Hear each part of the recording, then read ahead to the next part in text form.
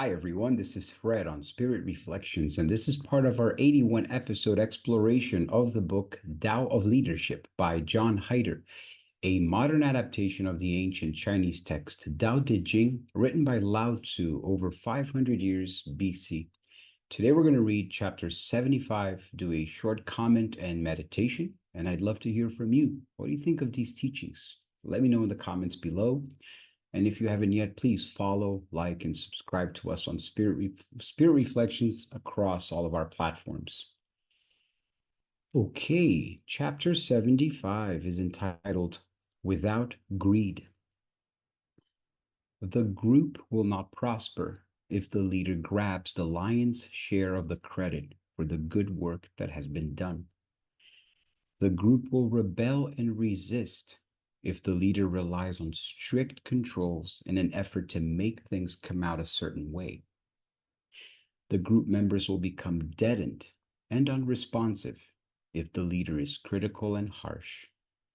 The wise leader is not greedy, selfish, defensive, or demanding. That is why the leader can be trusted to allow any event to unfold naturally. It's probably one of the hardest things for our ego and for our defense mechanisms to internalize and emulate in an effortless, natural way, right? To be able to trust the inner goodness of people and the process of nature and how the universe unfolds itself consciously.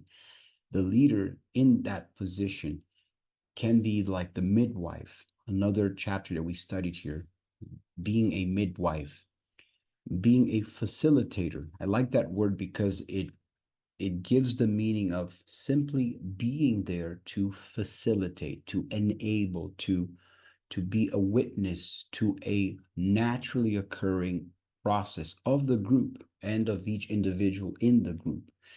When we are able to let our ego and our defenses drop and empty ourselves out from expectations, from desires and hopes of outcomes, because it all comes from insecurity a lot of the times. And underneath that insecurity, there's fear and there's shame. Brene Brown talks about that. Perfectionism. When we strive for perfectionism, when we fall into the temptation of perfectionism in our minds, when we're just thinking about projects and we're not executing them because we're afraid of how they're going to come out, we're kind of stuck in that perfectionist trap.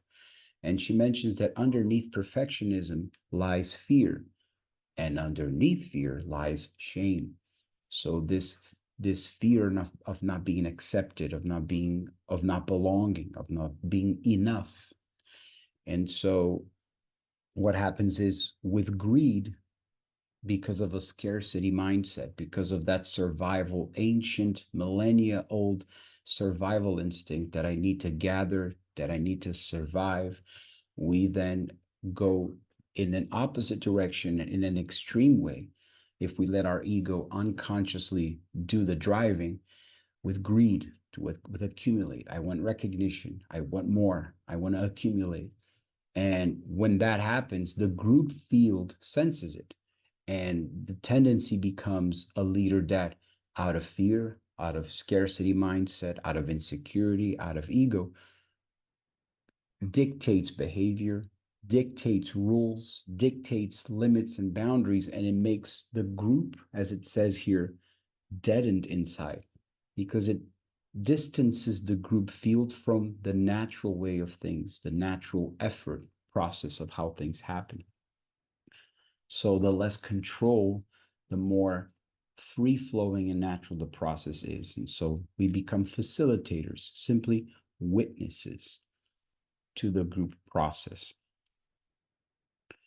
I think that's it for this lesson. Let us then do our quick meditation. I'm going to put some music and invite you to sit back, relax.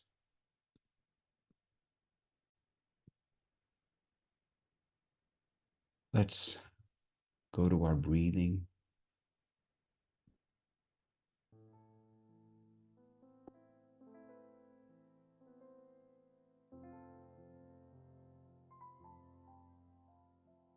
And Engage in a calm,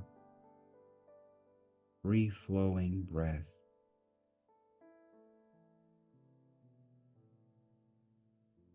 Let us release our worries, our doubts,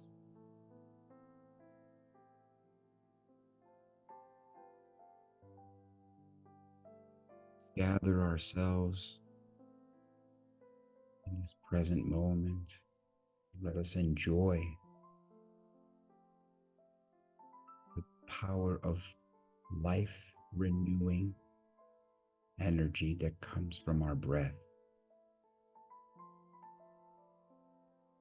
Long, deep inhales. We hold it for a couple of seconds and exhale completely, slowly, until we are fully emptied out of air. Just notice how we feel for those 2 and 3 seconds when we are completely out of air. We've released it. How does our body feel? How does it feel to be emptied out of any expectation, hopes, desires? How does it feel to empty ourselves out of any fear, any and all fear, any and all doubts, and have infinite room inside to just being, just be receptive, to be aware, to be that divine observer that is Tao, God, the great spirit of the universe. Silent, loving witness to our processes.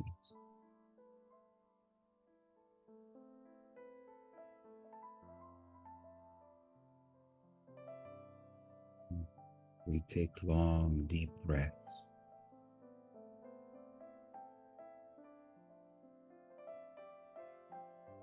So that we can be a silent, loving witness to the trillions of cells in our bodies, these living, conscious beings in their own stage of evolution under our command, whether conscious or unconscious, but they're there.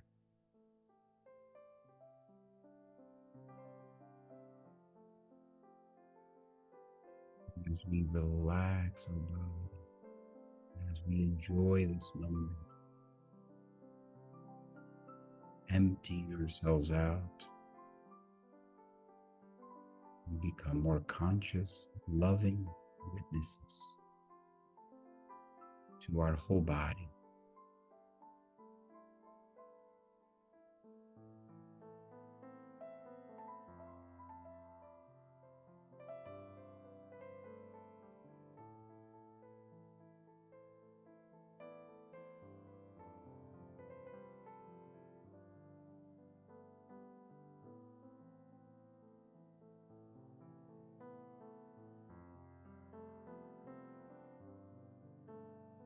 Let's feel ourselves sheltered, nurtured, watched, or protected,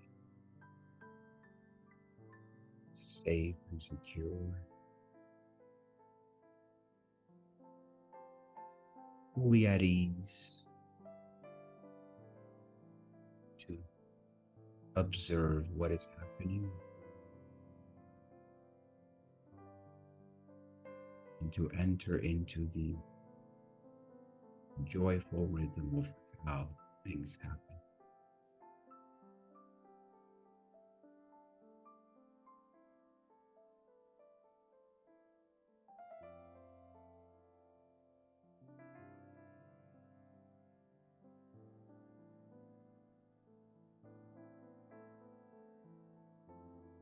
Just take a couple of final breaths for this meditation.